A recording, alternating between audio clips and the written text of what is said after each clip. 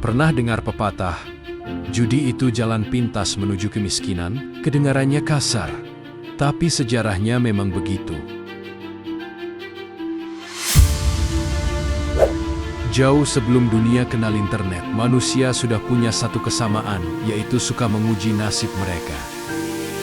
Catatan sejarah dari Tiongkok ribuan tahun lalu menunjukkan permainan undian dan dadu bukan sekedar hiburan, tapi juga cara mengumpulkan dana pembangunan pada saat itu. Kalau di Romawi kuno taruhan bukan cuma soal uang, tapi juga harga diri. Orang bertaruh pada gladiator yang bertarung sampai titik darah penghabisan di arena. Itu tontonan tapi juga perjudian yang melibatkan nyawa. Beranjak ke Eropa pada abad pertengahan, di ruang-ruang istana, raja dan bangsawan punya kesenangan sendiri bermain kartu. Menariknya, walau gereja dan hukum sering melarang, permainan ini tetap saja bertahan. Larangan itu hanya membuatnya berpindah dari aula terbuka ke sudut-sudut tersembunyi yang lebih tenang. Kalau dipikir, kenapa judi selalu ada di setiap zaman? Jawabannya sederhana. Manusia selalu mencari dua hal, yaitu tantangan dan hadiah. Pada tahun 1894, dunia judi mengalami lompatan besar di San Francisco. Seorang mekanik bernama Charles Fay menciptakan mesin slot pertama bernama Liberty Bell. Bentuknya sederhana. Ada 3 gulungan logam, 5 simbol hati, sekop, wajik, tapal kuda, dan lonceng kebebasan. Pemain masukkan koin, tarik tuas, dan kalau 3 lonceng berjajar, boom, jackpot. Dan saking populernya, Liberty Bell menyebar cepat. Tapi larangan judi membuat mesin ini dimodifikasi. Simbol buah, hadiah permen, agar terlihat mainan biasa. Dari sinilah lahir Fruit Machine. Pada tahun 1963, perusahaan Bally memperkenalkan money honey slot elektromekanis pertama di dunia. Untuk pertama kalinya, mesin ini tak lagi membutuhkan tuas untuk dimainkan. Tapi lucunya, para pemain justru meminta tuas tetap dipasang. Demi sensasi klasik menarik tuas yang sudah jadi ikon permainan slot.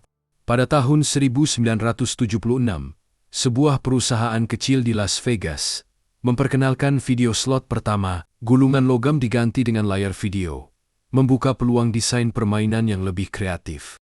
Lalu, pada tahun 1990-an, teknologi komputer dan grafis membuat slot semakin canggih dengan tema, animasi, bahkan bonus game yang interaktif. Dari sini, dunia slot modern yang kita kenal hari ini mulai terbentuk. Pada tahun 1994, internet mulai merambah dunia hiburan. Di tahun yang sama, sebuah perusahaan bernama Microgaming meluncurkan platform judi online pertama lengkap dengan slot digital. Awalnya sederhana, tapi cepat berkembang. Ada tema film, 3D slot, progressive jackpot, dan game interaktif. Negara kecil seperti di Karibia, Antigua, dan Barbuda mengeluarkan aturan yang mengizinkan kasino beroperasi di internet. Perusahaan microgaming dan Cryptologic jadi pelopor, menciptakan sistem keamanan transaksi online pertama. Namun, sama seperti api kecil yang tak diawasi. Dalam waktu singkat, judi online menjalar ke seluruh dunia. Internet adalah jalur tanpa batas, dan judi memanfaatkannya dengan sempurna. Tidak perlu meja hijau, tidak perlu dealer sungguhan, cukup layar dan koneksi. Di Indonesia, hukum jelas melarang judi, tapi sekitar 2005 sampai 2010, situs-situs judi luar negeri mulai masuk melalui celah internet. Banyak beroperasi dari Filipina, Kamboja, bahkan negara-negara Karibia. Awalnya hanya segelintir yang tahu. Tapi begitu media sosial dan aplikasi chat populer, promosi judi online seperti air merembes ke celah-celah batu, diam-diam tapi pasti, ibarat penyakit, ia tak selalu datang dengan wajah menakutkan. Kadang ia menyapa lewat bonus, cashback, atau janji kemenangan mudah.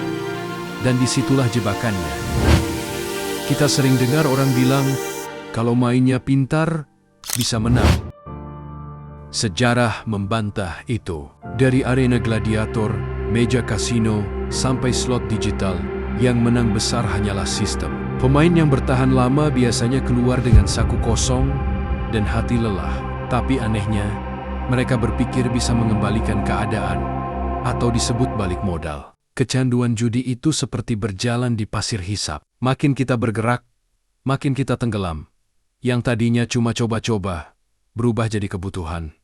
Yang tadinya hiburan, jadi hutang. Dan pada akhirnya, kita menyadari, harga yang dibayar jauh lebih mahal dari hadiah yang pernah kita terima. Dan saat itu terjadi, tidak ada lagi yang terasa menyenangkan. Kemenangan hanya memberi rasa lega sementara, sebelum kegelisahan kembali datang. Pikiran dipenuhi angka, peluang, dan harapan palsu akan sekali lagi menang besar. Kecanduan judi bukan hanya soal kehilangan uang, tapi kehilangan waktu, hubungan, bahkan diri sendiri. Yang tersisa hanyalah satu pertanyaan: apakah kita masih punya kekuatan untuk berhenti sebelum semuanya terlambat?